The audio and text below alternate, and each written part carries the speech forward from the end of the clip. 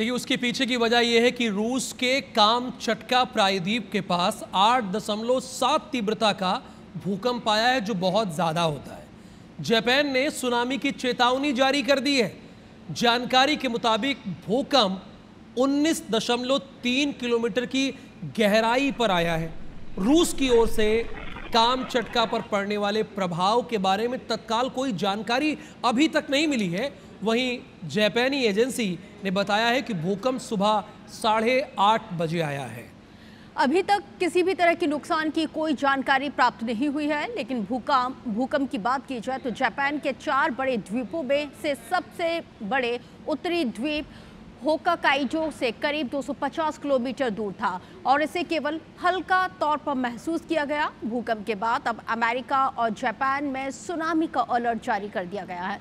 America के हवाई द्वीप पर भी लगातार सायरन बज रहे हैं और लोगों को समंदर से दूर रहने की हिदायतें भी दी जा रही हैं। इसके साथ ही जापान में भी अलर्ट जारी कर दिया गया है। प्रशांत महासागर के किनारे बसे सभी शहरों में अलर्ट जारी है।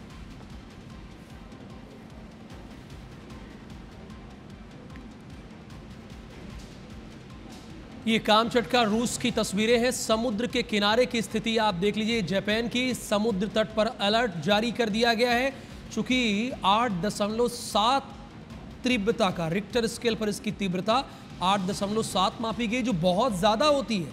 और देखिए अब लहरें धीरे धीरे किस तरह से आगे बढ़ रही है समुद्र की। इससे जो वहाँ के तटीय इलाके में लोग रहते हैं उन पे मुसीबतों का साया हमेशा बना हुआ है। और खासकर अमेरिका में भी देखिए समुद्री लहरें किस तरह से आगे बढ़ रही हैं, इसलिए यहाँ भी सुनामी की पूरी संभावना है। एक तरफ तो विश्व के कई देश युद्ध से जूझ रहे हैं और दूसरी तरफ ये प्राकृतिक आपदा। यही वजह है कि देश के प्रधानमंत्री नरेंद्र मोदी ने कहा था कि ये दौर युद्ध का नहीं है। ये देखिए तस्वीरें, समुद्र तट की हम तस्वीरें दिखा रहे हैं, समुद्र के किनारे की तस्वीरें दिखा रहे हैं। वेल, यहाँ पर समुद्र के किनारे वेल पहुँच गई है। चूंकि जिस तीव्रता से भूकंप आया है उससे कमोबेश यही स्थिति बनने वाली थी। इसी महीने कामचटका में 5 भूकंप ऑलरेडी आ चुके हैं। कैलिफोर्निया समेत 4 अमेरिकी राज्यों में भी अलर्ट है। रूस के कामचटका की तरफ बढ़ती सुनामी लहरें, जापान में परमाणु रिएक्टर को खाली कराया गया। यही वजह है कि जापान में जो परमाणु रिएक्टर है उसको तुरंत खाली कराया गया।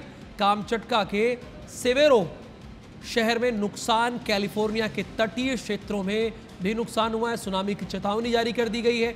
अमेरिका में भारतीय कॉन्सुलेट जनरल ने अलर्ट जारी कर दिया गया है। और जैसा कि जानकारी हमें मिली है कि भूकंप का केंद्र जमीन से 19.3 किलोमीटर की गहराई पर था।